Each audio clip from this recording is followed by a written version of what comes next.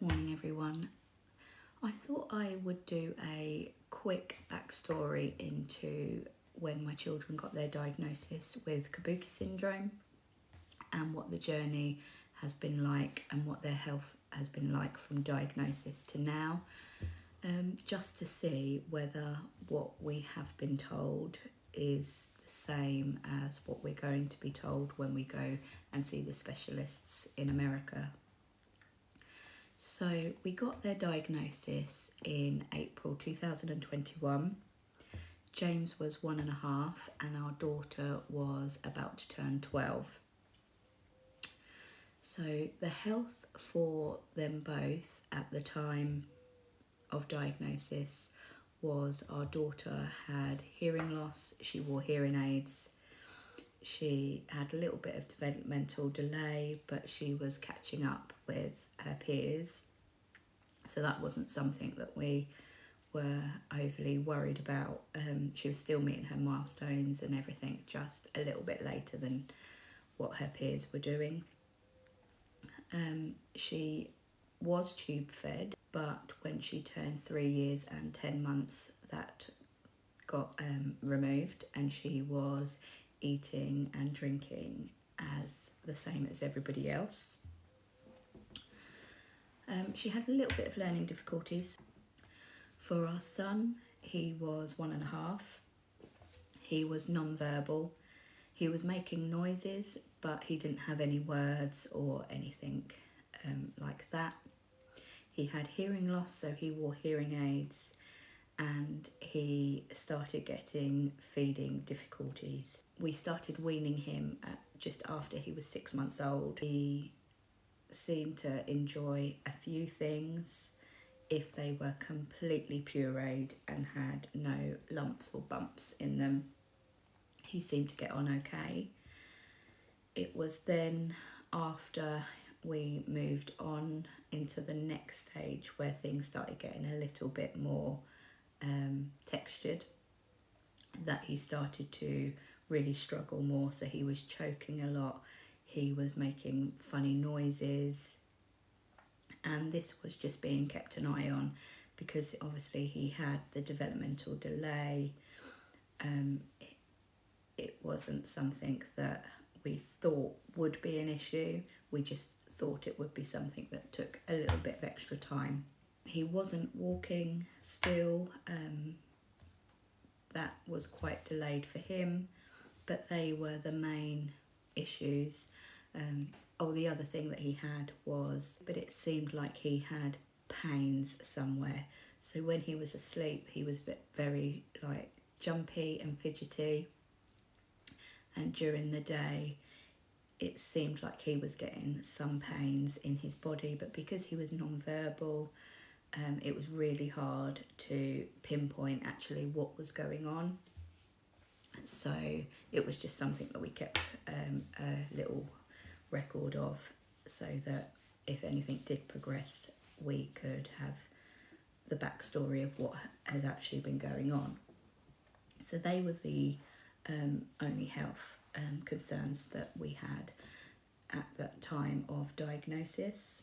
Because we have 4 children, our other 2 children then had to be checked to see whether they have Kabuki Syndrome, and so did myself and my husband.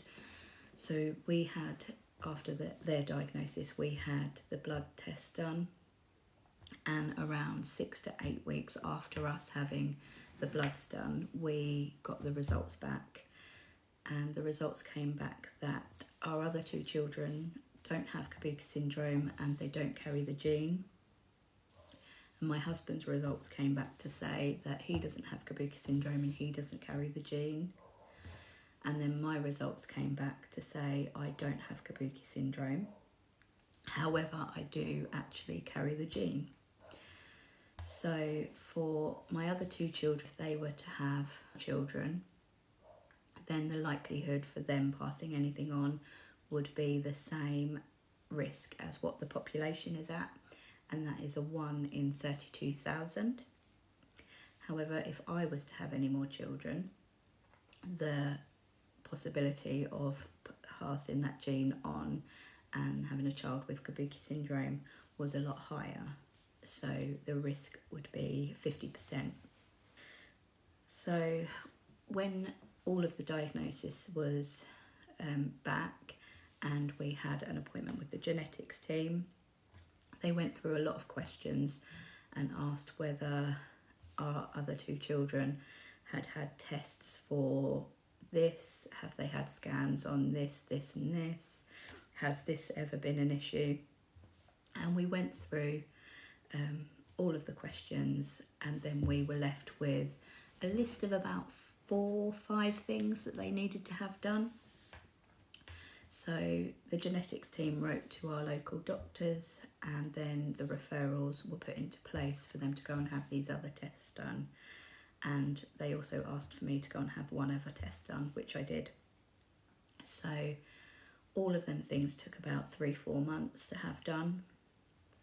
And when all the results came back from that, everything was okay. There was a couple of small things that just needed to be kept an eye on, so they have a yearly review, but otherwise everything was okay.